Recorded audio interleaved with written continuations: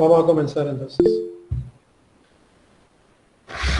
El tema de hoy que vamos a desarrollar va a ser la unidad número 4, la unidad de recursos del Estado.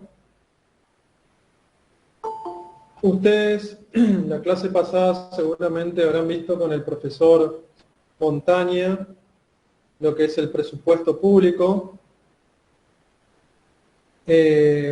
Principalmente van a analizar en ese momento lo que eran los gastos y los ingresos. Ahora nosotros vamos a trabajar específicamente con lo que son los ingresos del Estado, es decir, los recursos que tiene el Estado para financiarse. Entonces vamos a empezar a ver qué queremos decir cuando hablamos de recursos del Estado.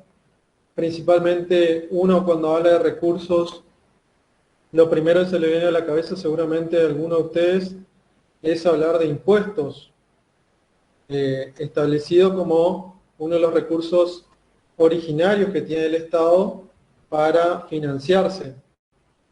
Bien, uno de los recursos es el impuesto, pero vamos a ver cómo se diferencia de otro tipo de recursos que tiene el Estado para poder necesitar de ingresos que permitan cubrir los gastos que en ese presupuesto que han hablado seguramente en la clase pasada habrán visto que también tenemos distintos tipos de gastos. Bueno, ahora vamos a especificar cuáles son los tipos de recursos.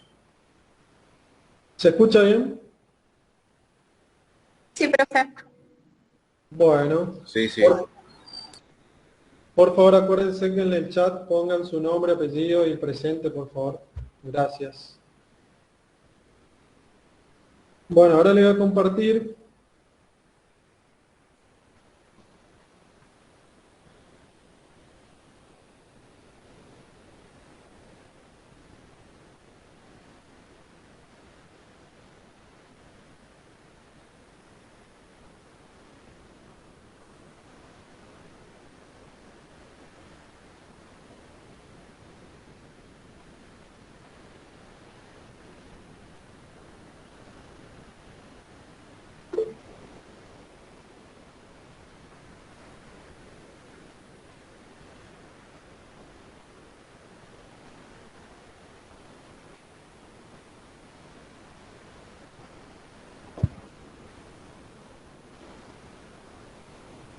Bueno, vamos a empezar entonces a hablar un poco, como le decía, lo que son los recursos públicos.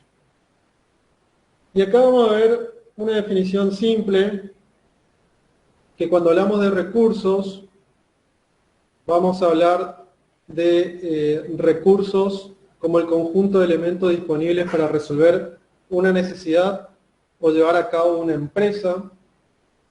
Si lo vemos desde el punto de vista de las finanzas públicas,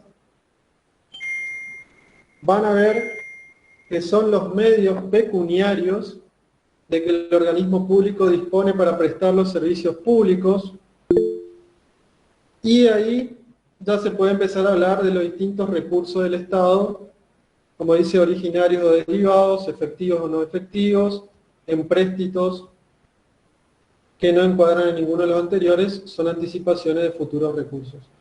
Cuando nosotros hablamos de un concepto también de recursos públicos, podemos pensar como concepto que el Estado necesita de hacerse recursos financieros para cumplir sus objetivos. Y esto los lleva a desarrollar una actividad financiera. Entonces, la cual va a consistir en obtener recursos para producir bienes y servicios públicos. Si uno empieza a entender esto, va a empezar a entender que, por ejemplo, cuando hablamos del concepto de recursos públicos, Villegas menciona que en cuanto uno tiene que entender de preocuparse por las finanzas públicas para poder cubrir los gastos públicos. Eso por un lado, es decir, que se pone desde el punto de vista del recaudador para poder cubrir esas necesidades. Si vamos a una definición, por ejemplo, que lo menciona Adolfo Chabayán, habla que son los medios pecuniarios del que el organismo público, como dice ahí, dispone para prestar servicios públicos a su cargo. Son los medios financieros necesarios para cubrir los presupuestos de gasto del Estado. Si vamos, como lo decía Villegas, va a hablar justamente de las riquezas que se vengan a favor del Estado para cumplir sus fines y poder tener ingresos en la tesorería. Pero así todo vamos a ver que cualquier concepto que vayamos a analizar de recursos públicos siempre va a tener como primer definición que va a ser todo ingreso dinerario o no que va a obtener el Estado aplicando su poder de coacción o de imperio, haciendo uso de su patrimonio o desarrollando alguna actividad con la finalidad de satisfacer las necesidades más variadas sociales. Eso es en sí por el cual el Estado recauda algún tipo de recurso, como decíamos hoy, para financiar los gastos que vaya a tener el Estado. Si uno empieza a plantearse justamente en esta parte conceptual, también tenemos que mirar cómo los recursos públicos fueron evolucionando y ya de una visión más clásica, los recursos públicos siempre tenían una finalidad exclusivamente fiscal, es decir, la de servir solo como medios para satisfacer los gastos del Estado. Entonces, ya que él tenía que cubrir las funciones esenciales para el cual se creó el Estado. Por eso es que los recursos públicos, al menos en un principio, debían limitarse solo a entradas del Tesoro para financiar cualquier tipo de gasto y sin que se preocupara el hecho de que ellos cumpliesen o no otras funciones de interés para la comunidad. Ya cuando uno va viendo las finanzas modernas, los recursos públicos cumplen una doble función. Por un lado, la acción fiscal asignada por los clásicos se encarga otra de trascendencia e importancia, que es la de actuar como medios intervinientes en el ordenamiento de distintas actividades desarrolladas en el país. Entonces, si uno mira que solamente como un instrumento fiscal para regular la economía, también tiene una visión, por eso digo, de la evolución de que fue teniendo este concepto de los recursos públicos a medida que fueron avanzando las finanzas. Entonces, durante el siglo XIX, por ejemplo, y atendiendo a la visión de los clásicos, se tendió a limitar a los ingresos del Estado a los recursos tributarios, procurando al mismo tiempo, aunque no siempre con éxito, reducir las respectivas deudas públicas. Esto también para que uno vaya entendiendo cómo fue evolucionando también los recursos públicos a medida que fue evolucionando el Estado. Entonces estos ingresos, como decíamos, como medios pecuniarios de que el organismo público dispone para la prestación de servicios públicos a su cargo, es una definición que va tomando más énfasis, pero como le dije, no solamente van a ser recursos tributarios, sino que también, por ejemplo, aparece lo que se denomina la utilización del crédito público, es justamente endeudamiento. Además, los países van cambiando lo que sean los recursos de tipo patrimonial con respecto a los inmuebles de la propiedad del Estado, como las empresas estatales que también vienen a hacer hoy y cumplir actividades industriales, comerciales, financieras o de cualquier tipo de servicio, que también es una forma de recurso que tiene el Estado para poder financiarse. Si uno empieza a mirar ya desde el punto de vista, saliendo de lo conceptual, acá voy a dejar de compartir un segundo. Si uno empieza a mirar desde lo conceptual y, como decíamos recién, analiza que el recurso público no solamente viene a ser un ingreso pecuniario, que es para el cual uno identifica automáticamente el recurso, sino que también, como dije, puede tener hoy distintos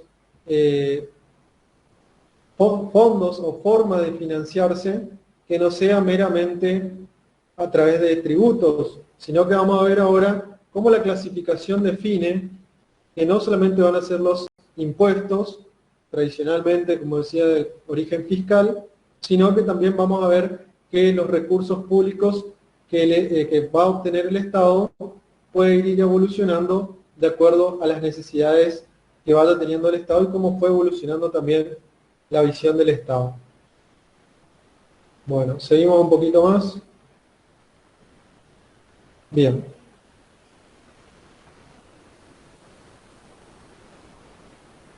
Entonces decíamos esto, los ingresos como medios pecuniarios, y yo le decía que no solamente va a ser este tipo de visión, sino que vamos a ver ahora los tipos de recursos públicos, y antes de definirlo específicamente como originarios derivados, vamos a ver que los recursos públicos desde el punto de vista jurídico puede ser una clasificación de ingresos públicos que ayudan a ver con mayor precisión cada uno de los distintos recursos. Y vamos a ver también cómo, de acuerdo a cómo se obtiene, cómo se administra y cuál es el destino de esos recursos, vamos a ver el criterio que se puede dividir los ingresos públicos en recursos de derecho privado, los cuales prácticamente coinciden con los denominados recursos originarios, que vamos a ver los que son recursos originarios, y los recursos de derecho público, esta categoría que comprende los ingresos conocidos como derivados.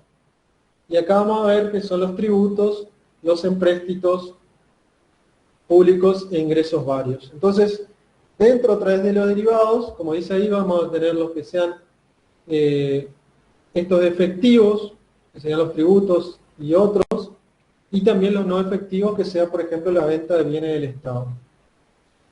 Entonces, cuando hacemos la clasificación de los recursos,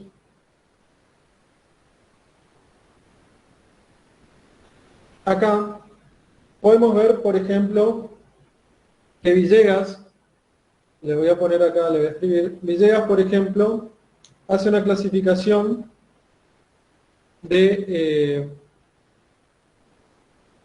recursos ordinarios,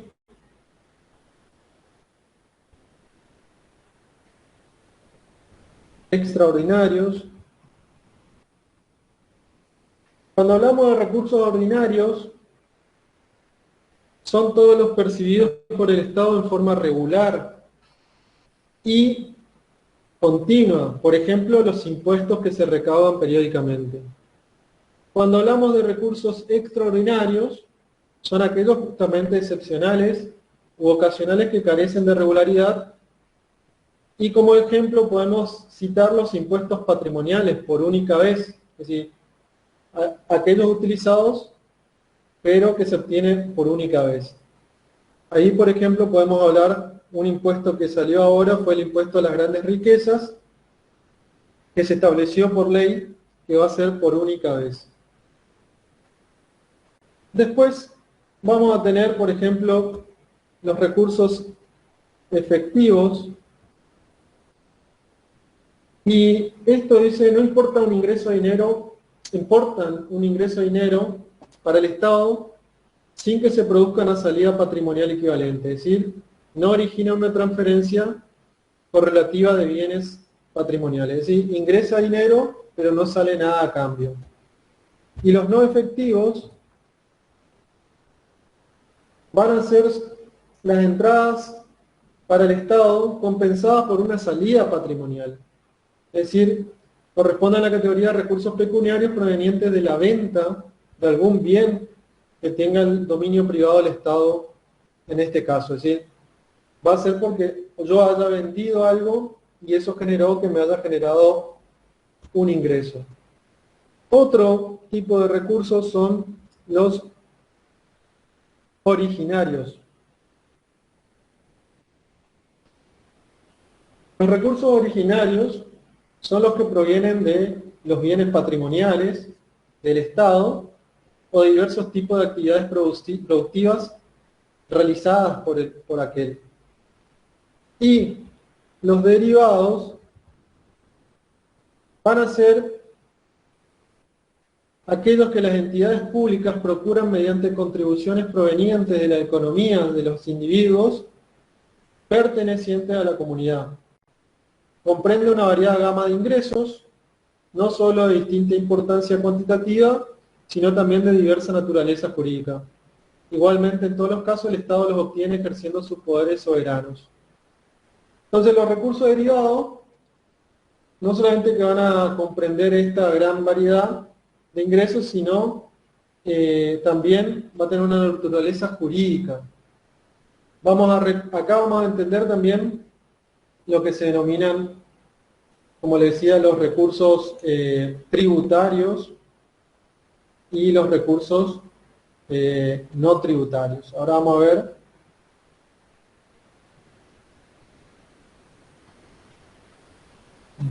recursos, entonces,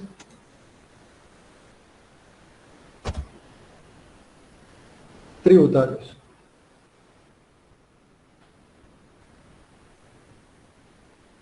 Los recursos tributarios,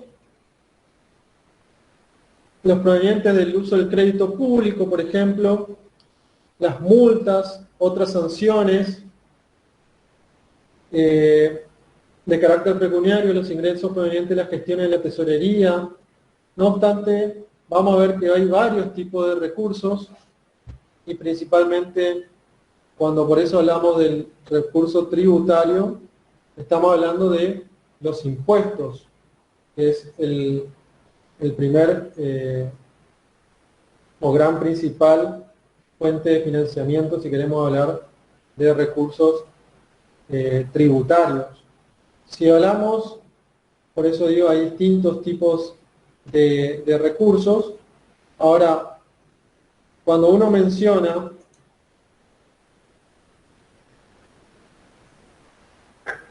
el tributario, tenemos que empezar a diferenciar cómo lo vemos dentro de las finanzas públicas y cómo cada uno lo analiza desde este punto de vista. Entonces, yo le decía, si hablamos de los derivados, vamos a estar los impuestos, los empréstitos, las multas y otras sanciones pecuniarias, que es lo que tenía que ver con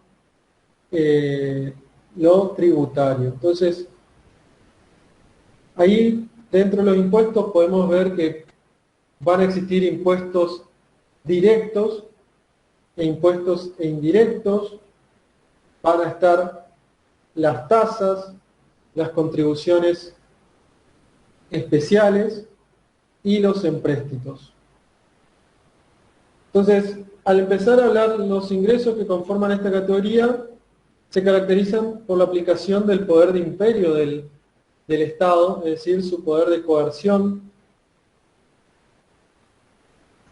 Principalmente tenemos que pensar que esto recae sobre la población, y si empezamos a ver los tributarios, como les decía, empezamos a hablar de los impuestos,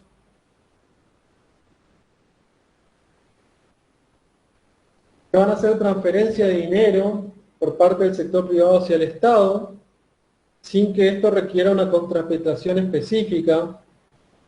Entonces el impuesto es un tributo cuya obligación tiene como hecho generador una situación independiente de toda actividad estatal relativa al contribuyente. Y acá en los impuestos, como decía, puede haber impuestos directos o indirectos. Cuando nosotros hablamos de impuestos directos y indirectos, tenemos que pensar que un impuesto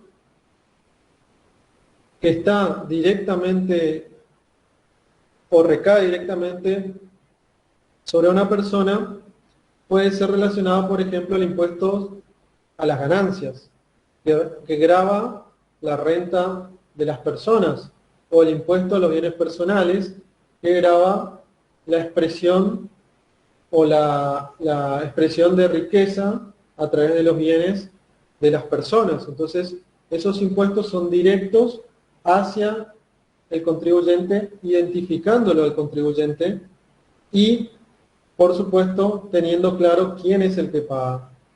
Ahora bien, los impuestos indirectos generalmente no identifican a un contribuyente directo, sino que gravan sobre, por ejemplo, acciones del contribuyente. Ejemplo, el impuesto sobre el consumo. El más conocido es el impuesto al valor agregado, el IVA. Este impuesto grava cuando nosotros adquirimos algún tipo de bien.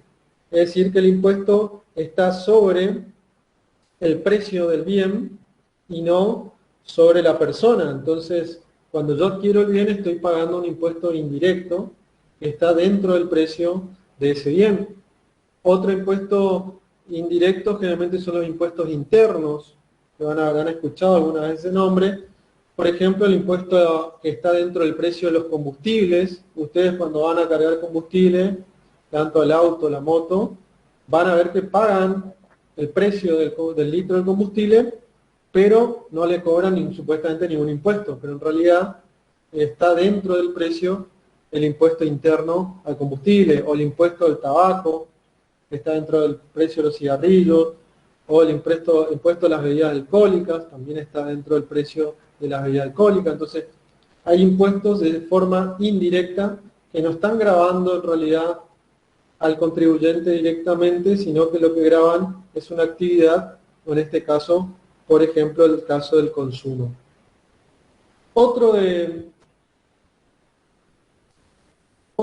recurso tributario son las tasas. Habrán escuchado las tasas, y acá hay una cuestión que siempre me gusta poder hablarlo con ustedes. ¿Qué impuestos conocen? A ver si me pueden contar. Yo le mencioné algunos ahí.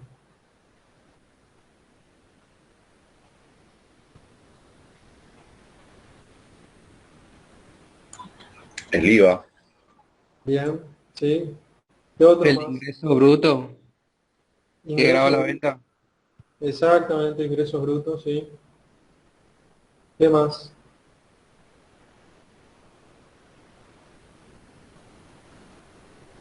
El monotributo. El monotributo viene a ser, en realidad, tiene todo incluido, pero sí, ahí pagás ganancia, pagás IVA, seguridad social.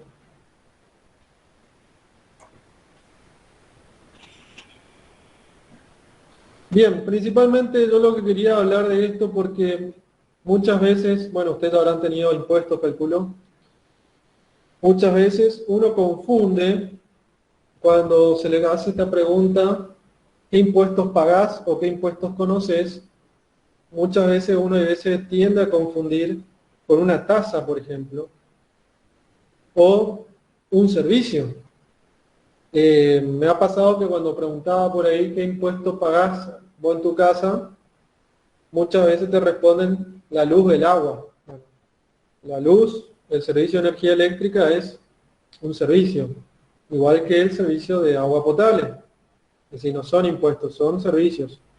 Y después cuando te dicen también, pago el barrido y limpieza de la vereda, el recolector de residuos, eso es, o sea, también son servicios municipales, pero son en algunos casos tasas, es decir, no son justamente impuestos. Como dije recién y definimos rápidamente qué eran los impuestos, vamos a ver que va a grabar, por ejemplo, la expresión de riqueza con respecto a los bienes patrimoniales y otra cosa importante, los impuestos no tienen una contraprestación directa. Esto es fundamental también entender. ¿Qué quiere decir? Que el Estado no te da un servicio directamente porque vos pagues el IVA, por ejemplo, o porque pagues ganancia.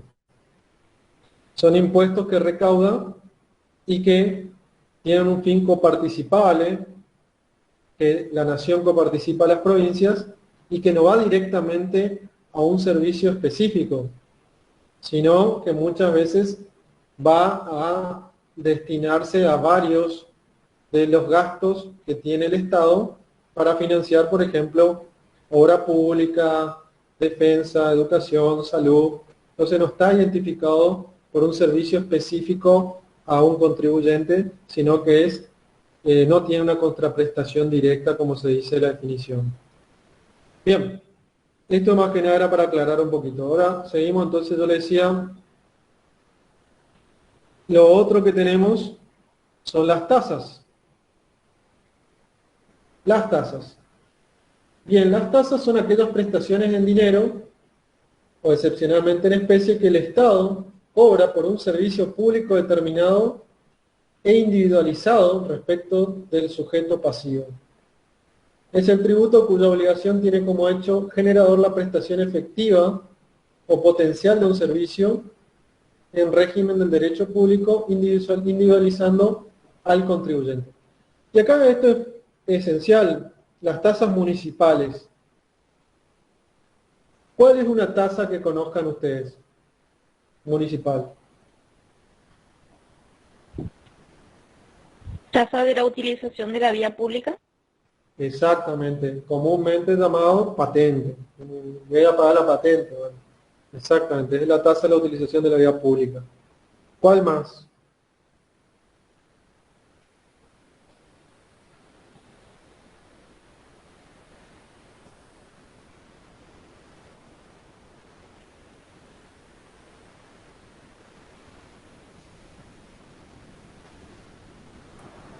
Profe, lo que se paga por ejemplo, para el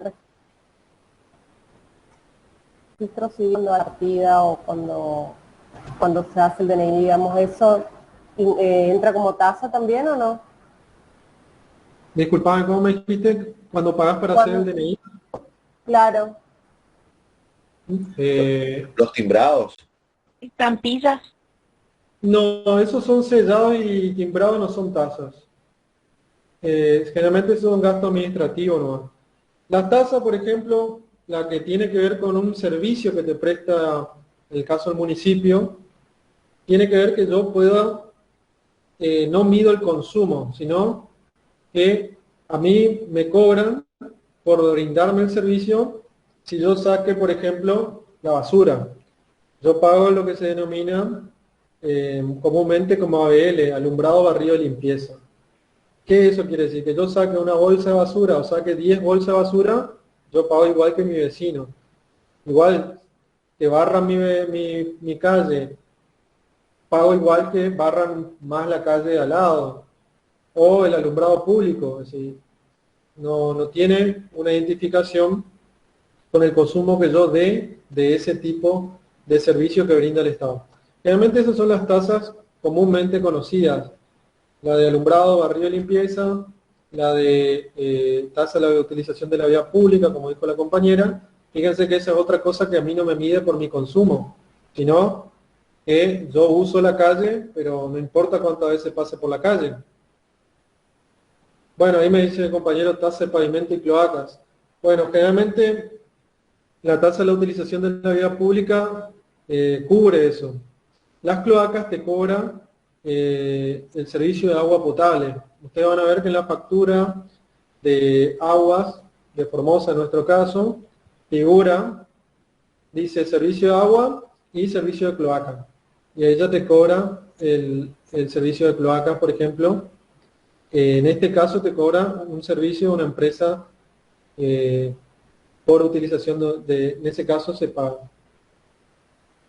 Lo que cobra DGR son impuestos. Sí, la Dirección General de Rentas te cobra el impuesto a los ingresos brutos. Después está el impuesto convenio multilateral. Generalmente son dos impuestos que tienen que ver con recursos propios del Estado provincial. Después lo que sea sellado y timbrado que cobra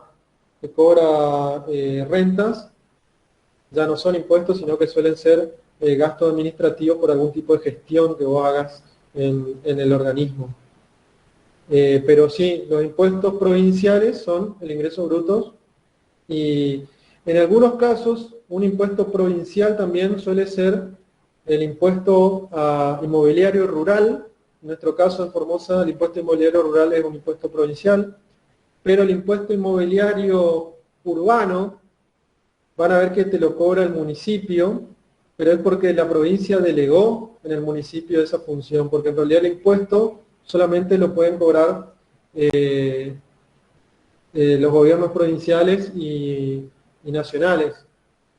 Los municipios generalmente brindan servicios, entonces te cobran tasas. Hay otro tipo de contribución que suele ser las tarifas, que si ustedes van a ver, cuando yo tengo medidor en un servicio público, ejemplo, bueno, ahí me pregunta impuestos sobre los autos. Bueno, vos en el auto vas a pagar que te cobran el 1,5 de ingresos brutos, es decir, es un impuesto otra vez provincial, y el 1,5 que generalmente te cobran de gastos administrativos que hace el registro de la propiedad automotor. Por eso te cobran un 3% generalmente. Con respecto, como les decía, a las tarifas, ustedes, por ejemplo, el que tiene agua potable con medidor, va a pagar de acuerdo al consumo. Y aquellos que tienen agua sin medidor, van a pagar una tarifa, un monto fijo.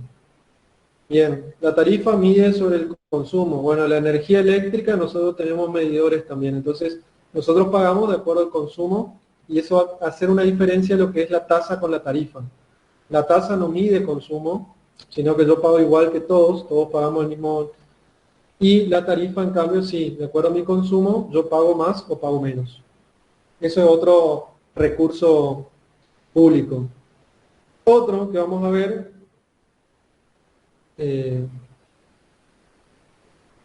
ahí lo voy a poner entonces, tasas, tarifas, son las contribuciones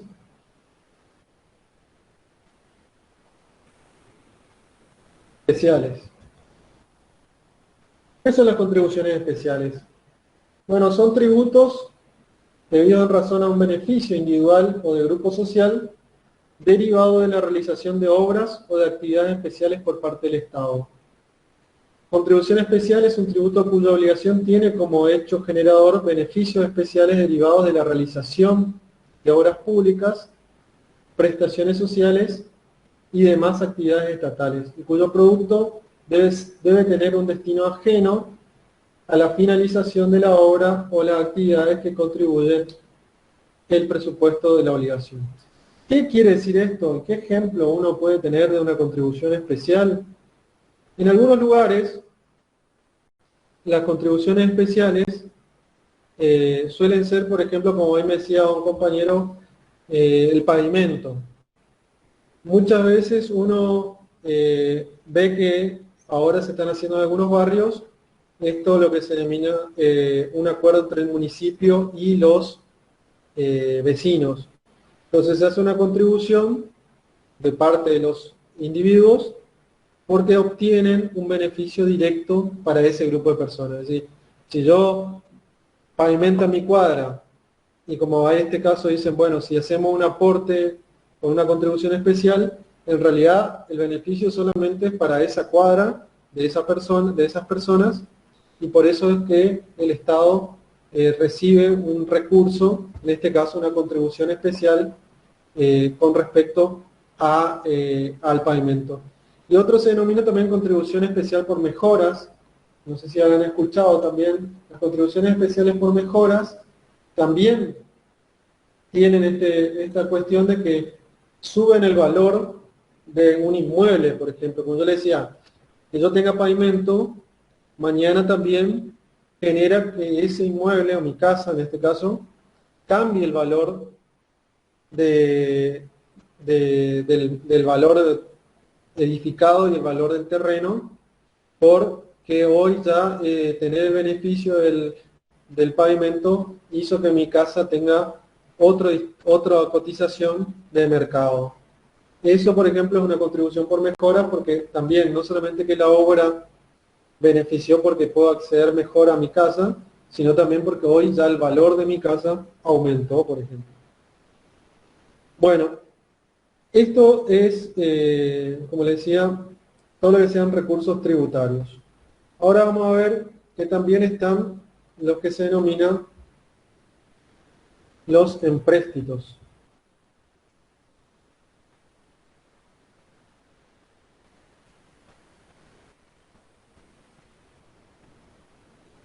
Los empréstitos. Este viene a ser un recurso derivado de los préstamos internos o externos que puede obtener el Estado porque posee crédito público. Vale decir que el crédito público es la aptitud para contraer empréstitos que impondrán sobre el Estado obligaciones a pagar sumas de dinero denominados deudas públicas. El uso del crédito público dentro de los recursos tributarios, Harach lo incluye porque el endeudamiento del Estado implica la creación de recursos tributarios para cubrir los servicios por interés y amortizaciones. Es decir, se lo incluye porque también tendrían una forma de financiamiento por parte del Estado, si se quiere decir, para poder cubrir esas deudas que uno está asumiendo en ese caso. Bien, a ver, hasta acá vamos entonces. Ahora vamos a ver los que sean recursos no tributarios.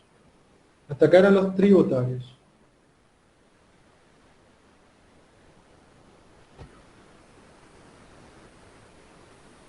Vamos a poner los no tributarios. Los recursos no tributarios. Profesor, Sí, tengo una pregunta. sí. Cuando cobraban los 5.000 pesos para el ingreso, ya que se pagaban en rentas que estaban mancilla, ¿eso sería un impuesto entonces lo que nos cobraban? Generalmente por eso, si es una financiación para algo específico, como en este caso era para cubrir el gasto de los insumos para el test, generalmente si tiene un destino específico y financia algún tipo de recurso del Estado, puede considerarse, depende, como una tarifa, como le decía hoy, porque yo estoy pagando por un servicio que consumo, porque a mí me estaban cobrando el test que yo estaba haciéndome, ¿cierto? Los 5.000 pesos me cubrían los 3 test rápidos que tenía que hacerme en el ingreso y en el quinto y en el 10º día. Entonces hay una contraprestación directa. ¿Qué pasaba con los impuestos? Yo le decía hoy, los impuestos no tienen contraprestación directa. Es decir, yo pago un impuesto, pero nunca me viene directamente a mí el beneficio. ¿Qué quiere decir esto? Yo cuando recaudo IVA, por ejemplo, yo le decía, el IVA va a Nación, entra al arca del Estado, pero no es que vuelve a mí, por ejemplo, poniéndome un policía en la puerta de mi casa. Es decir, el Estado brinda seguridad, pero no es que me da un policía. O la respuesta brinda justicia, pero no me asigna un juez. Es decir, con el impuesto financia todo lo que sea los gastos generales del Estado. Por eso decía hoy, educación, salud, obras públicas, que no tiene un destinatario específico. En cambio, como yo le decía hoy, la tasa, por ejemplo, sí, porque la tasa es por un servicio prestado por parte del Estado sin tener en cuenta el consumo, el nivel de consumo.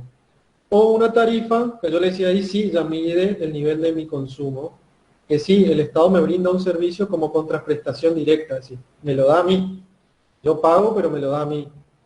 Bueno, en este caso, como decíamos, podemos considerar, como me daba 3 test, podría ser que sea una tarifa, porque me decía, bueno, yo tu consumo van a ser 3 test, entonces te cobro 5.000 pesos. Es decir, me daba el servicio a mí directamente. No es que yo pagaba y se lo daban a cualquiera, sino que me daban a mí el servicio de cubrir los insumos para que yo me haga el test. Ahí cambia, por eso digo que a veces hay que identificar lo que sea de impuestos, tasas, tarifas y contribuciones especiales. Pero está buena tu pregunta porque justamente para entender también cómo el Estado recauda a través de distintos recursos. Hoy también por eso me preguntaba el compañero con respecto a la patente. Bueno, si yo cuando quiero patentar mi auto, te van a decir siempre que dice gasto de patentamiento, te vas al registro automotor y te dice te tienen que cobrar el 3% del valor. Y ahí te hace una descomposición de lo que te cobraron.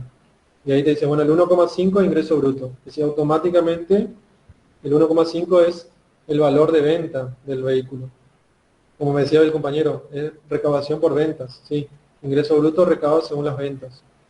Y después tenés el otro 1,5 que pueden ser gastos administrativos, que te dice ahí varios, no recuerdo los ítems porque no lo sé, pero son como 3, 4 ítems más que te cobra por un trámite que te hacen a vos.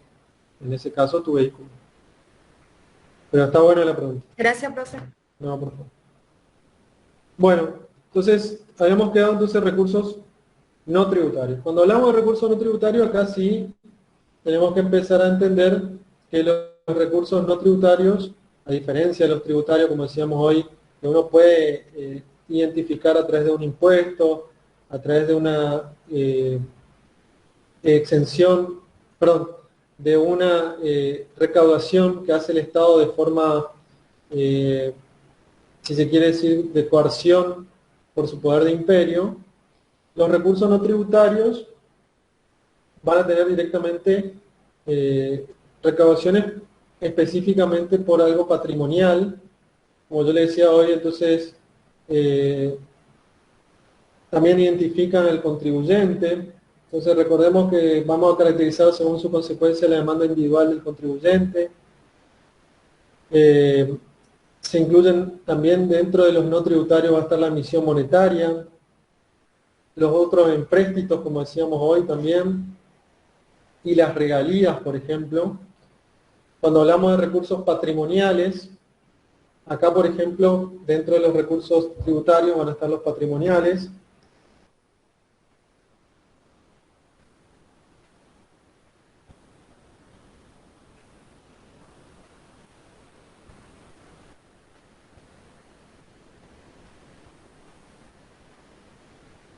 Los patrimoniales, que van a ser los obtenidos por el Estado mediante el aprovechamiento económico de su patrimonio. Entonces acá vamos a ver que son los bienes de dominio público y los bienes de dominio privado que tiene el Estado. Estos recursos, si uno piensa, fíjense que en años anteriores, si uno mira el Estado feudal, en la época de los estados feudales, en las monarquías, el Estado era dueño de todo. Es decir, el señor feudal, como titular del dominio de la tierra, de los bienes de toda la jurisdicción, él tenía derecho sobre el fruto de eso, de la actividad de los súbditos. Inclusive, si uno viene más acá, con respecto a los estados después de la posguerra de la Segunda Guerra Mundial, también tenían una presencia más fuerte en la economía. Los estados contemporáneos con funciones empresarias también, es decir, ya tienen otras funciones distintas. Y en vez de obtener ganancias, el ingreso de esos estados se distribuye como parte de los recursos que tiene el Estado también en ese sentido. Si uno piensa, ¿se acuerdan cuando la Argentina en su momento vendió a través de las privatizaciones empresas que eran del Estado? Es decir, yo estoy vendiendo empresas para poder financiarme. En ese caso, me estoy deshaciendo de un patrimonio. No estoy recibiendo dinero por justamente la instalación de un impuesto o de una tasa o lo que sea, sino que al contrario, vendo bienes, y en este caso una empresa, por ejemplo, en las privatizaciones de YPF, de las telefónicas, del correo, de la misma aerolíneas argentinas. Es decir, todo eso generó en su momento que el Estado se deshiciera de bienes patrimoniales. Entonces la venta de bienes privados del Estado justamente tiene que ver con el desprendimiento de su patrimonio, y esos bienes en general son enajenables y prescriptibles, es decir, que se los puede vender. Otra cosa, la explotación de concesiones, ingresos que el Estado obtiene por permisos.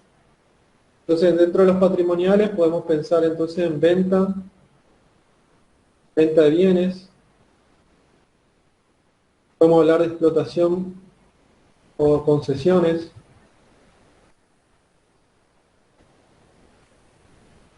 Que acá por eso le digo, el Estado recibe, por ejemplo, cuando yo entrego la posibilidad de una explotación minera, ¿sí? Ustedes saben bien que generalmente las explotaciones mineras que se encuentran en el sur, de oro, de plata y de otros minerales, en realidad la tierra, los bienes que están dentro de la tierra son del Estado, pero uno lo que hace es concederle, hacer una concesión, como dice acá, para que se extraiga esos minerales o la construcción de alguna obra pública, que lo que se recibe es justamente una suma fija por esa explotación, es decir, o una unidad de producción. Bueno.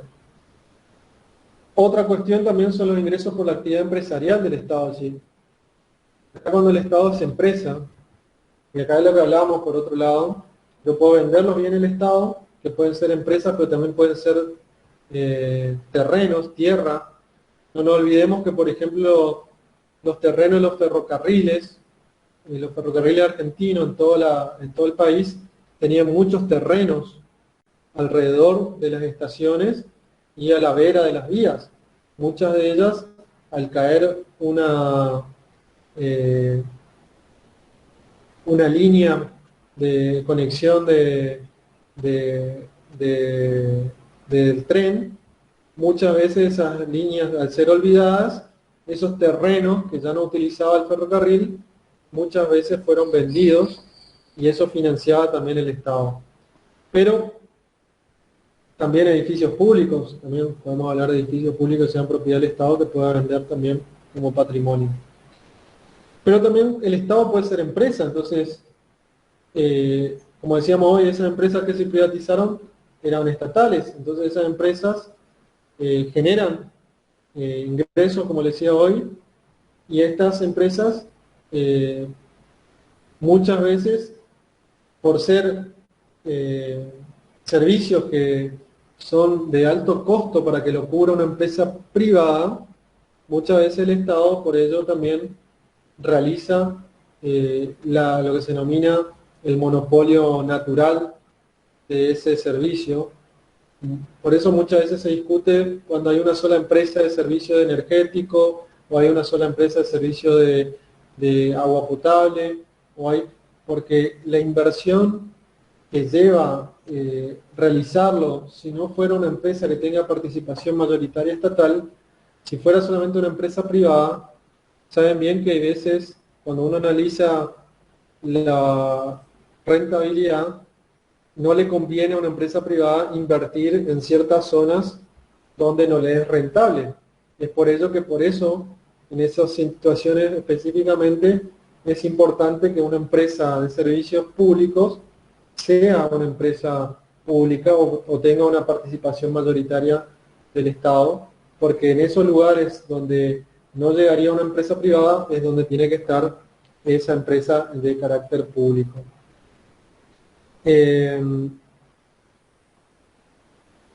Por eso, como dice, el Estado ha decidido monopolizar o influir como competidor del mercado obedece a fin estratégico que tiende a satisfacer las necesidades básicas de la sociedad, como les decía, agua, electricidad, sanidad, transporte, etc. Entonces, otro es como empresa, que les decía, otra forma de recurso.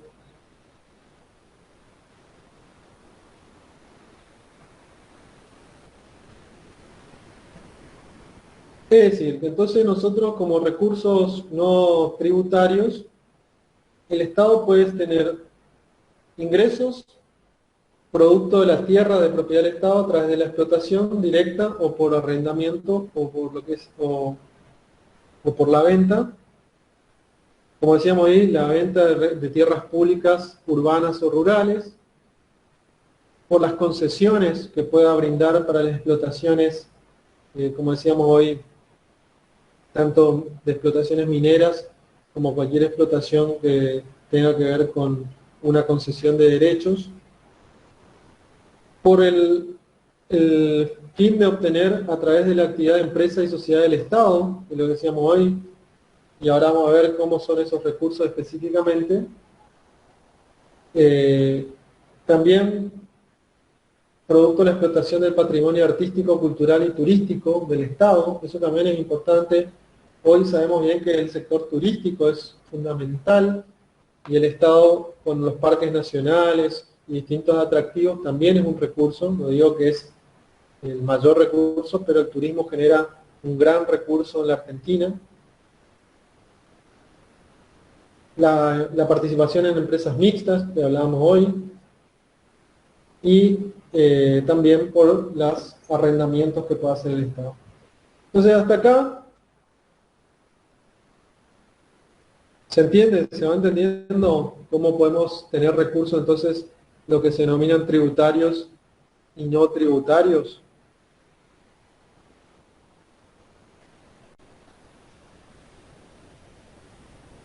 Sí, profe. Le hago una consulta. Sí.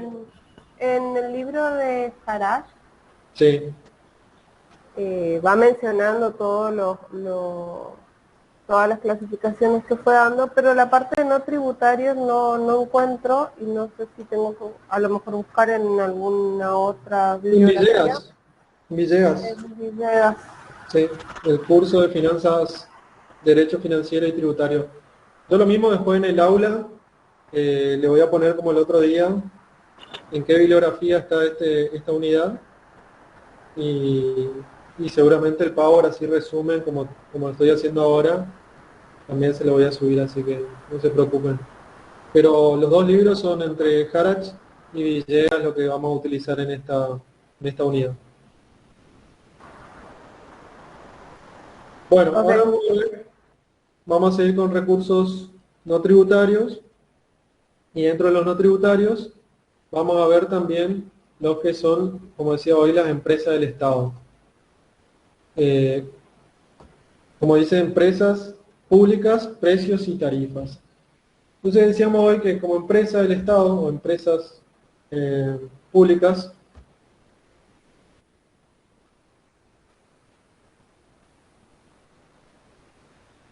con precios y tarifas, es lo que yo hoy les mencionaba más o menos de las tarifas, pero vamos a hablar un poquito más preciso.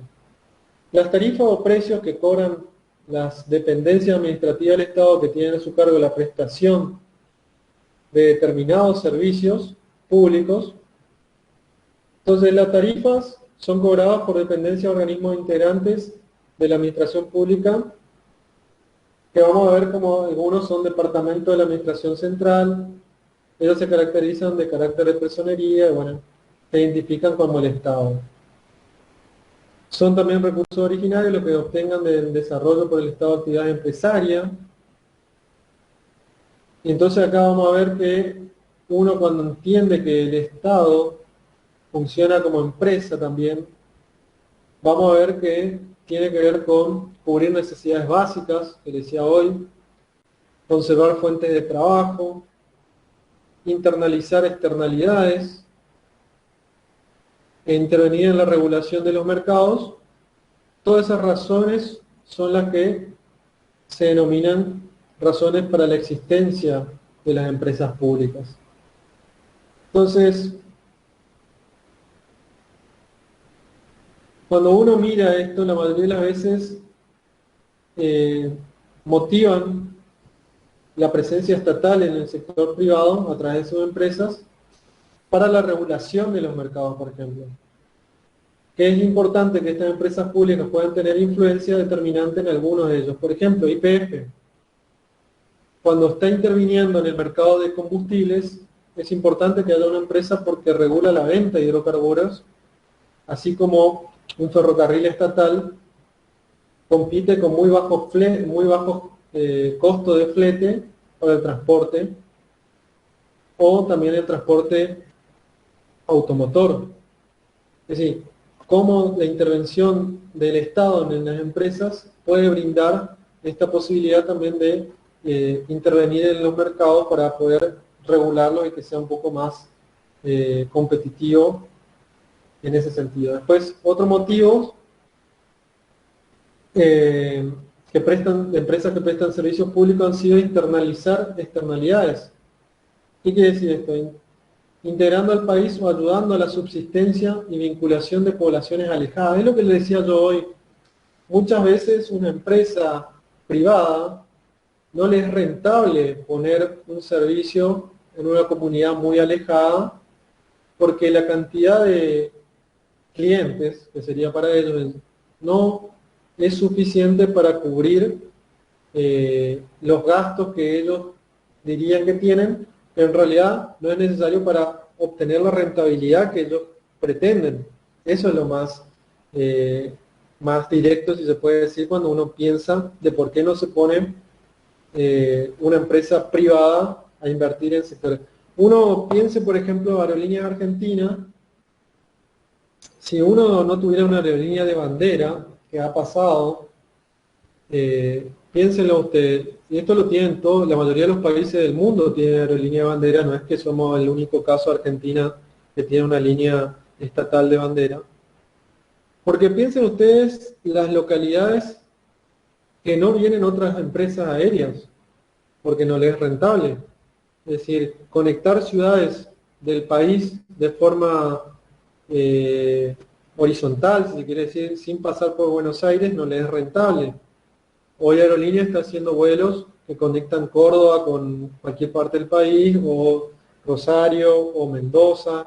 Es decir, está haciendo las interconexiones, por ejemplo, que una línea privada no la haría porque en realidad le es más rentable de Buenos Aires a los lugares donde tiene mayor afluencia, o lugares muy turísticos como es las cataratas del Iguazú, Calafate, Bariloche, inclusive mismo Salta, que otras provincias o otras localidades que no tienen el mayor movimiento, que no le genera ese rendimiento o esa ganancia que ellos pretenden.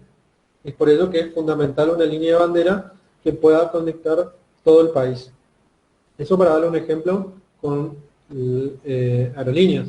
Pero si pensamos hoy, como yo le decía, una empresa de servicio energético que brinda energía eléctrica, si fuera 100% privada, no le sería rentable establecer, por ejemplo, en una localidad alejada de la provincia, porque la cantidad de personas que viven en esa localidad no es el número que le da la ganancia que ellos pretenderían, por ejemplo, para cubrir y también para tener los rendimientos que ellos vienen teniendo en otras localidades de mayor cantidad de personas. Entonces, por eso es esencial que en este caso sea una empresa pública la que internalice, como dice, las externalidades.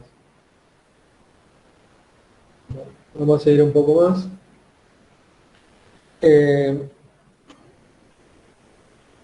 Y además, por supuesto, la creación de empresas estatales también permite conservar la fuente de trabajo, que muchas veces cuando una empresa privada ve que no es rentable, se va y deja muchas personas sin trabajo, y bueno, eso también el Estado por eso es importante en ese sentido. Entonces los precios de las empresas públicas, si hablamos de precio, como dice el programa, el Estado cobra por el desarrollo de su actividad un determinado precio o tarifa a los consumidores en concepto de ventas y prestaciones de servicios. Los precios podemos diferenciarlos en distintas, entonces vamos a tener precios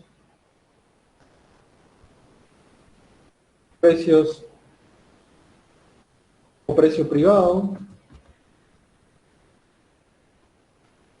Es el que fija teniendo en cuenta el mercado, como lo hiciese cualquier particular. Es así que éste debe cubrir sus costos y remitir una utilidad. Comúnmente se lo utiliza cuando el mismo bien o servicio compite con particulares. Es decir, esto es cuando el Estado está compitiendo contra otras empresas privadas, entonces maneja un precio privado, que se denomina. Después está el precio público. Es la contraprestación dineraria que el Estado recibe por la prestación en igualdad de condiciones con el sector privado y en régimen de derecho. El Estado ofrece un servicio y cobra por él, pero sin ganancias. sino que el costo total es igual al precio total y el costo medio es igual al ingreso medio. Estos precios no pueden existir en el sector privado porque este busca utilidad. Acá el precio público lo que le está diciendo es que el Estado no está buscando ningún tipo de ganancia, sino que es brindar solamente el servicio, que es por ello que el precio ya cubre los costos y eso permite de que el servicio se pueda brindar, cosa que ninguna empresa privada lo haría porque no le es rentable. Y el precio político es aquel que el Estado fija con total prescindencia de los costos, que lo puede hacer en exceso en el precio, que al precio privado le agrega un plus y actúa de modo de impuesto. Esto se lo hace en productos con un alto costo social como los contaminantes, las pieles de animales, etcétera. Y cuando el Estado pone ya un precio adicional porque genera algún tipo de externalidad negativa, en este caso la contaminación. También puede darse el precio por defecto, en el cual se resta del precio una proporción actuando como un subsidio. Eso ha sido largamente usado por las empresas públicas en la Argentina. Y bueno, cuando uno entiende esto, también podemos ver estos tres tipos de precios.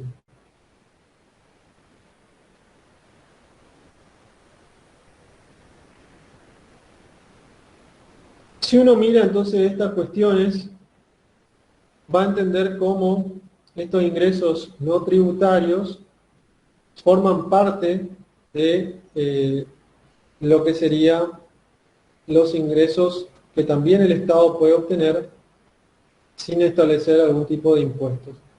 Con respecto a las tarifas, vamos a ver que puede haber distintos tipos de tarifas también. Podemos hablar de una tarifa postal. Y este es un precio en todo el territorio nacional para cualquier destino. Esto pasaba cuando teníamos, por ejemplo, cartas del correo argentino donde lo que marca la diferencia de precio es el pesaje de la carta y no el destino. Es decir, esta tarifa, no importa dónde vaya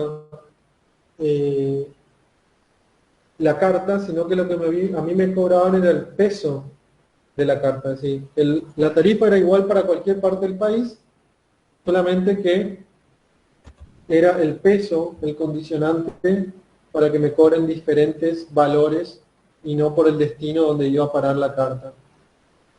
Otra, por ejemplo, es la tarifa preferencial para productos, regiones y grupos sociales determinados. Por ejemplo, el boleto estudiantil gratuito en el colectivo. Esa es una tarifa preferencial, es decir, yo le estoy, para ese sector de estudiantes, le estoy no cobrando, en este caso, el boleto estudiantil. Entonces tiene una tarifa preferencial, porque esa persona no paga a diferencia del resto de los que utilizan el servicio de transporte público. Después está lo que se denomina la tarifa Price Cap. La Price Cap son aquellos que se mantienen fijas hasta un cierto nivel y que luego pasan a ser variables. El caso de la electricidad. Uno tiene un cargo fijo por consumo de más de 1000 kilowatts por hora. Los primeros 50 kilowatts excedentes te cobran 10 centavos por cada kilowatt sucesivamente y se va escalonando. Es decir, el price up te dice, bueno, hasta cierto nivel de consumo vos tenés que pagar un monto fijo. Cuando te excedes de ese nivel, ahí por cada kilowatt, en el caso de la energía eléctrica que te excedas, te cobro el excedente. Es decir, hay una tarifa específica hasta cierto nivel de consumo y después ya te voy cobrando por lo que gastaste adicional o consumiste en este caso adicional. Después, una tarifa multipartidas,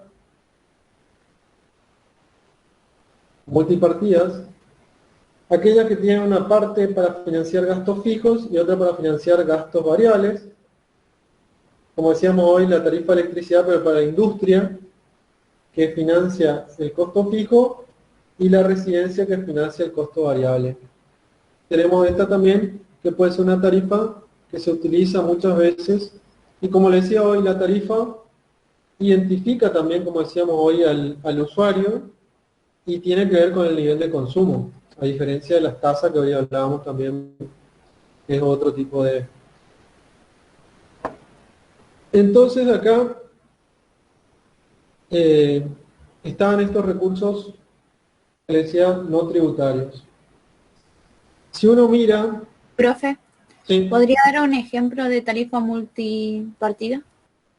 Bueno, la tarifa multipartida, como dice acá, tengo una parte que va a ser el costo fijo y otro costo variable, ¿sí? Y lo que va a recurrir el recurso, en realidad, es que una parte, como decía, va a financiar los gastos fijos, ¿sí? Y otra los gastos variables para la industria. Por ejemplo, yo cuando identifico a quién estoy cobrando, eso es lo que quiere decir, según el tipo de categoría de usuario, si es el sector industrial, la tarifa, como dice, va a incentivar al sector industrial con un costo fijo distinto al que sea un costo fijo para una tarifa residencial. Que sí voy a interesarme más en la evolución del costo variable, es decir, de cuánto vos gastás. Fíjense que nosotros estamos hablando de la energía eléctrica porque somos zona electrodependiente, pero cuando uno mira otras regiones del país, que son industrias a gas, es decir, todo el sector industrial, la fuente de energía es el gas, ellos incentivan también hasta cierta cantidad de consumo, inclusive subsidiado para que la industria pueda producir. Bueno, en nuestro caso acá, el sector industrial tiene una tarifa distinta a lo que es la tarifa residencial, por eso también, como dice ahí, tiene un sentido del costo fijo más específico en el sector industrial que el costo variable, sí, ya más para el sector residencial. A eso se refiere. Bueno, esto entonces hasta acá, como les decía, vamos viendo lo que sean los recursos no tributarios. Y otro de los ingresos que tienen los recursos no tributarios son, por ejemplo, las regalías, que decíamos hoy, las regalías que son generalmente, como decía, por cualquier explotación de un recurso natural, en el caso, como decía hoy, la minería, los hidrocarburos, o todo lo que tenga, el Estado cobra una suma de dinero por la concesión de ese tipo de explotación, tanto como dije, minera como puede ser hidrocarburífera. Entonces, va a ser la retribución pecuniaria, ¿sí?, que recibe el Estado por la extracción de los recursos naturales mineros de carácter, por ejemplo, no renovable, o en el caso de hidrocarburos que también son no renovables. Eso, por ejemplo, tiene que ver con lo que estamos planteando de recursos no tributarios. Otros ponen, por ejemplo, la emisión monetaria. La emisión monetaria como recurso también, el Estado emite moneda con la intención de obtener recursos, lo que brinda mayor poder de compra de bienes y servicios también en la cancelación de pasivos. Esto lo vamos a ver ya más en la parte de crédito público, que es el último tema de la unidad, pero más que nada lo mencionan también acá como un recurso no tributario, a diferencia de un recurso tributario. ¿Cómo estamos hasta acá? ¿Vamos bien? ¿Se entiende? Sí, profe.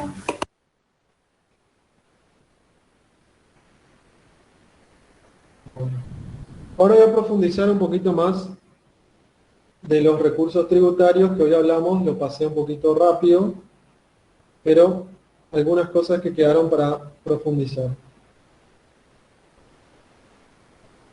Entonces, los recursos tributarios, hoy hablamos de impuestos, tasas, contribuciones especiales,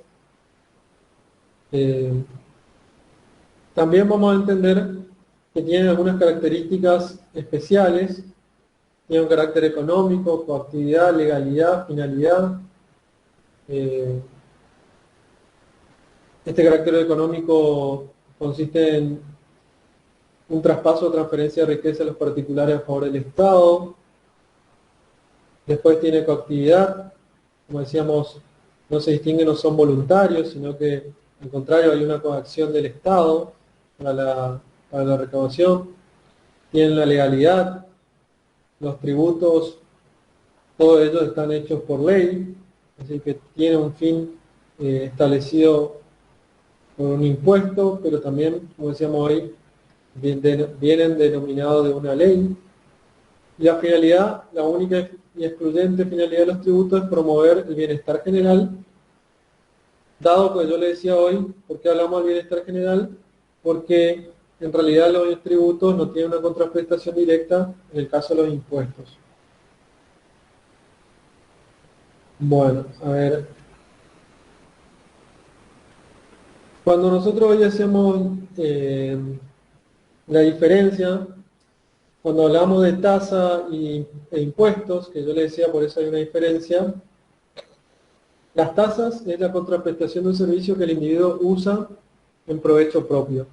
El impuesto es una contribución de los individuos al mantenimiento del Estado, considerando como institución necesaria la subsistencia de la vida colectiva, ¿sí? Hay una contraprestación directa en uno, en el otro no. El sacrificio tiene en vista el interés particular, la tasa en forma mediata al interés general. El impuesto, en cambio, tiene un sacrificio en vista al interés general y en forma mediata al interés particular. Es decir, no voy a verlo de forma directa, pero sí voy a tener una contraprestación general.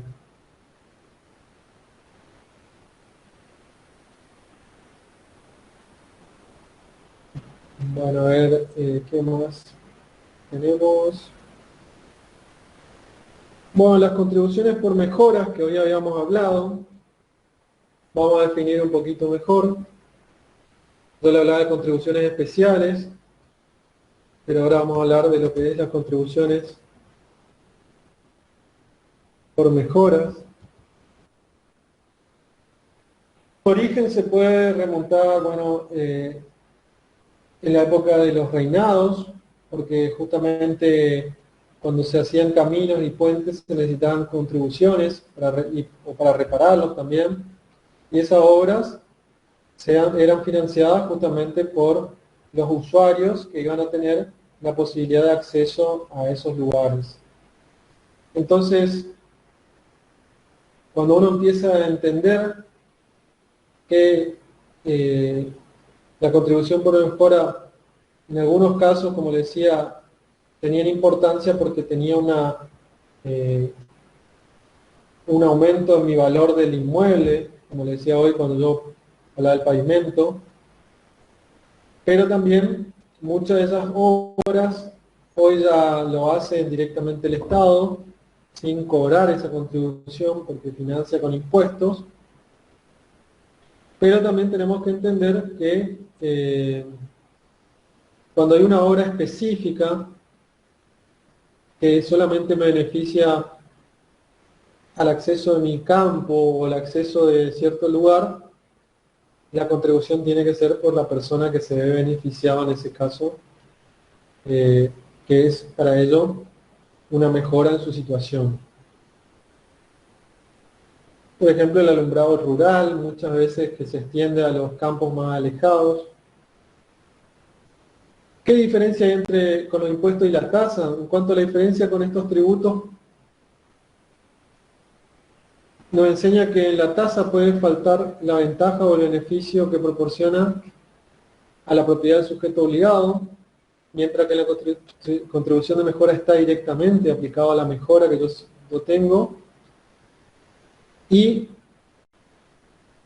como les decía, en el impuesto yo hago un aporte, pero no tengo una retribución de forma directa o una respuesta directamente proporcional a lo que yo aporté.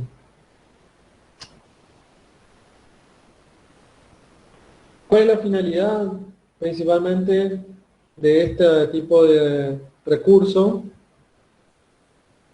Cuando uno mira, persigue recuperar total o parcialmente el costo de la obra pública, basándose en el principio del beneficio entre los propietarios, sin importar el mayor valor que experimenten es o no equivalente al tributo a pagar, haya su justificación en el principio de beneficio. Entonces, Villegas por lo menos establece que el beneficio es el criterio de justicia distributiva particular, puesto que entraña una ventaja económica reconducible a un aumento de riqueza. Es decir, lo que decíamos hoy, que me hayan pavimentado mi casa y que yo haya pagado una contribución, hay veces el valor que va a tener mi casa es mucho mayor que la mejora que pudieron haber hecho con la obra. Las características de la contribución por mejoras: es un tributo y su hecho imponible es complejo y se verifica con la realización de una obra pública proyectada y con la valorización de la propiedad, que es lo que decíamos hoy, que aumente el valor de mi propiedad.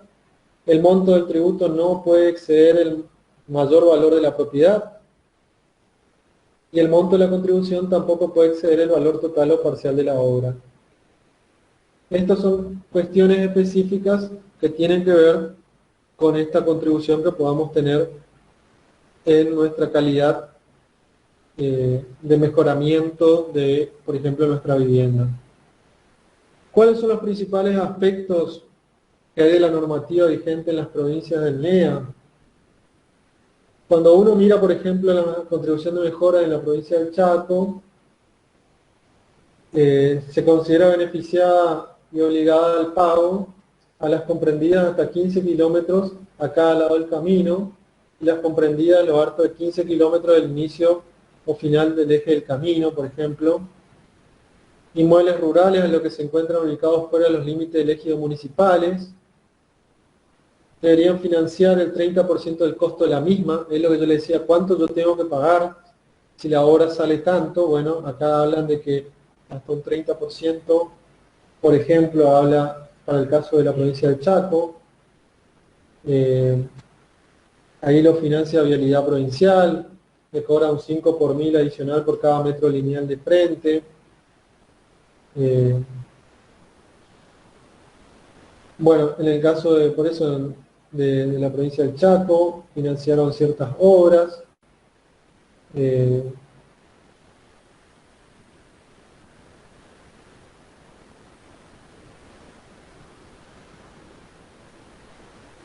Lo que le decía en relación acá en la provincia de Formosa, como le decía, para el caso del municipio de la ciudad de Formosa, que ha financiado obras de pavimentación, de cuadras de algunos barrios, donde han llegado a acuerdos con los vecinos, que los vecinos pagan el 50% de la obra, es a través de los materiales, y el otro 50% lo pone el municipio a través de la mano de obra y las maquinarias y combustible de todo lo que sea la parte, el proyecto y combustible de todo lo que sea la parte de obra que conlleva hacer ese tipo de obras.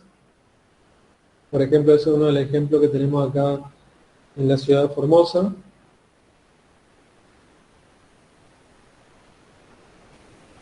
¿Qué más? A ver, podemos ver. Después hay otro tipo de recaudación que se hace muchas veces, que es el peaje. Lo habrán escuchado. El peaje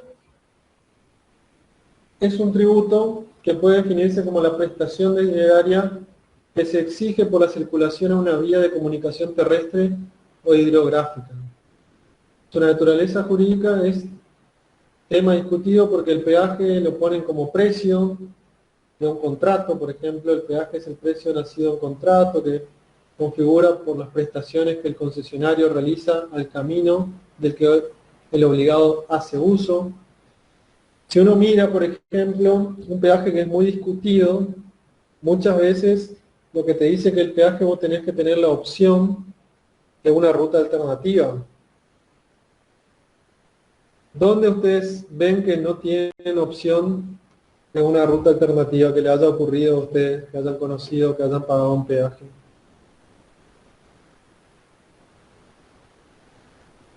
De resistencia a corrientes, profe. Exactamente. El peaje del puente Chaco Corriente. No hay forma. Es decir, se supone que el peaje es opcional. Yo tendría que decir, bueno, yo lo pago porque quiero tener mejor tránsito, más rápido. Uno mira eso, generalmente está en la autopista, ¿cierto? En Buenos Aires, o en Córdoba, o en Santa Fe. Pero lo que te dice generalmente los contratos de peaje, dice, bueno, pero vos tenés que generar una ruta alternativa. Si la persona no quiere pagar, tendría que ir por otra ruta que es más lenta, que está rota o lo que sea. Bien, el de Chaco Corriente, el puente no tenemos, no hay. Por eso siempre es muy discutido el costo del peaje, porque encima las situaciones que financian el mantenimiento de ese puente. Bueno, pero te dice, no, en realidad financia 5 kilómetros más atrás del puente. Bueno, te dan una serie de opciones que dicen que en realidad hoy está la autovía y una parte de ese peaje financia la autovía. Bueno. Otro, si ustedes han viajado a Brasil, pasa lo mismo con el puente de Brasil en Santo Tomé con Corrientes y San Borja. Te cobran un peaje, pero no hay opción tampoco de no poder pagarlo. Si yo quiero pasar, tengo que irme, en todo caso, a otro puente que no cobren peaje. Pero no tengo la conexión que yo quisiera tener en ese lugar. Entonces ahí tenemos otro problema, que ese peaje tampoco podemos decir que tenemos una segunda opción, un camino alternativo para eso. Acá me consultás, dice, dividendos puede ser como un ejemplo de no tributario. Y sí, si la empresa del Estado, en realidad, la empresa del Estado, todo beneficio que obtenga, lo reinvierte. Es decir, como no hay accionistas, esos dividendos que vos mencionás, que pueda tener la empresa del Estado, los va a reinvertir otra vez dentro de la empresa, si no se distribuye con socios, a diferencia de una empresa privada que sí, los dividendos seguramente lo va a distribuir entre los socios de accionistas. Ahora bien, la empresa del Estado, como dijimos hoy, si es participación mayoritaria, quiere decir que puede tener 51% de las acciones, el otro 49% seguramente al ser privado van a distribuir esos dividendos, pero la parte pública no, los dividendos lo vuelve a reinvertir, pero es un ingreso, ¿sí? Es un ingreso. Bueno, para más o menos cerrar lo del peaje, voy a decir unas cositas más.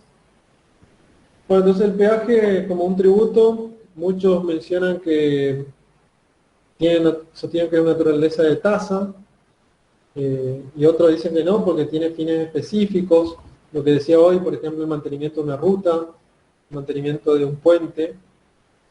Otros mencionan que es como una contribución especial, porque dice que está vinculado a un beneficio como causa generadora de la obligación del pago. Así. Y si yo lo tomo como una contribución especial, digo en realidad que el peaje es un tributo por ser una prestación pecuniaria que el Estado exige coactivamente ejerciendo su poder de imperio. Sí. Ahora bien, como yo le dije, generalmente estos peajes están concesionados a una empresa privada, no es que el Estado lo está cobrando, pero los podría cobrar, pero no. Todavía lo cobra una empresa privada.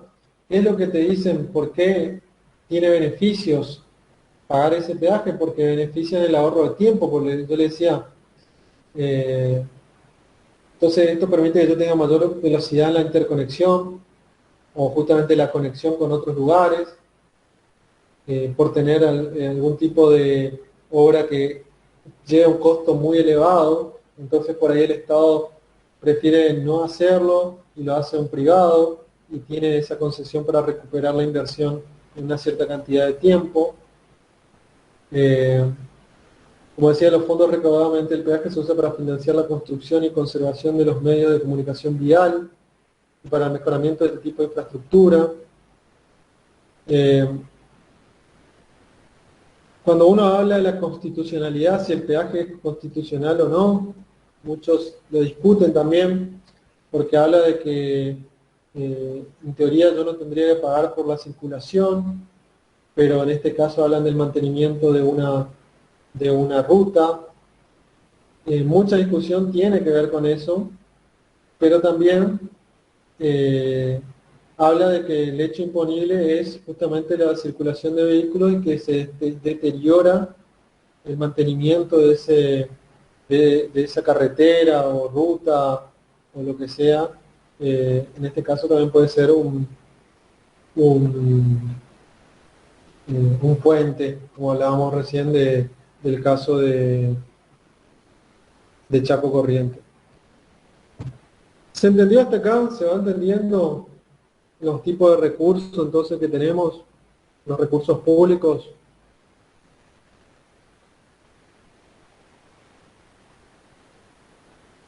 Sí, profe, se entendió. ¿Dudas, consultas? Por favor, por acá, por el chat.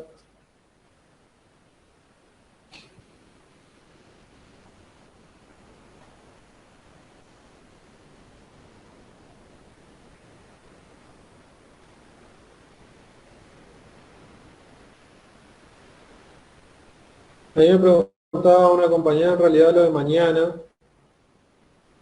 si hay clase o no. Yo creo que mañana es un día muy particular para aquellos que quieran visitar a sus parientes. Así que yo creo que no correspondería que tengamos clase mañana. Si pueden, hacemos otra vez el viernes a las 16 horas, hasta las 18. Pero queda el criterio de ustedes también. La fecha probable del examen, la verdad que todavía no tenemos una fecha porque estamos creyendo con el profesor Montaña.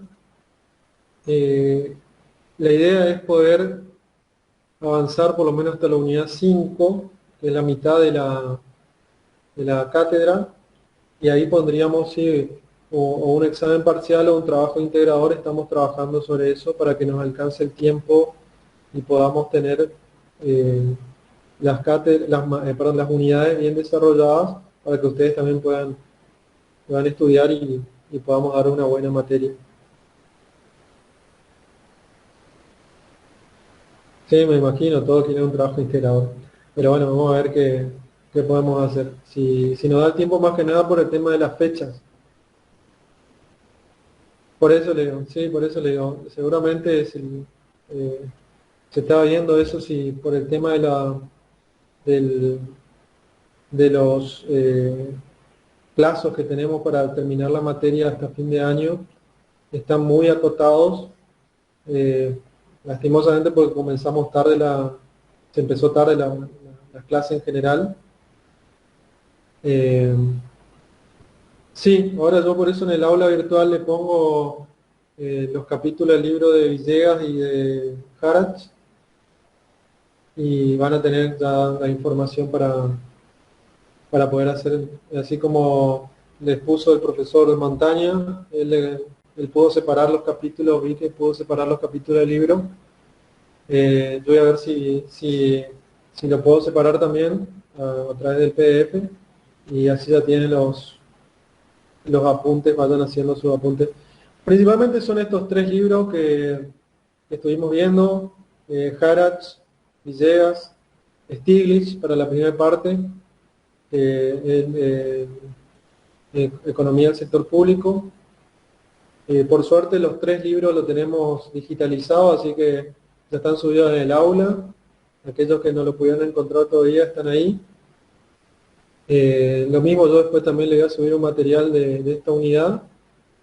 Así que, bueno, si no hay más dudas, consultas, seguimos con los que nos queda de la unidad. Nos quedan tres temas de esta unidad para la clase que viene.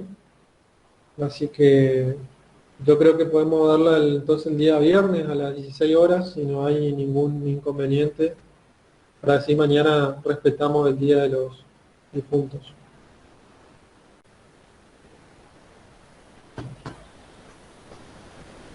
Ok, Gracias, profe. Bueno, entonces. Profe, Sí. el viernes habíamos quedado con el contador Goicoechea a tener una clase de impuestos. Ah, bueno, eso por eso quería saber yo. A las 6 creo que era. ¿Cómo? Las Esa 18 clase creo que quedó a las 6. ¿A las 18? Sí. de 18 a 20.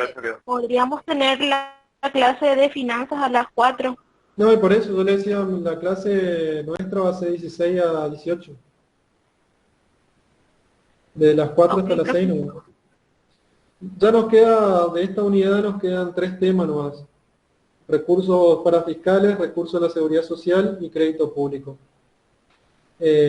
Así que no es largo tampoco. Nos va a alcanzar bien, nuevamente 1 hora y media, 2, a lo sumo.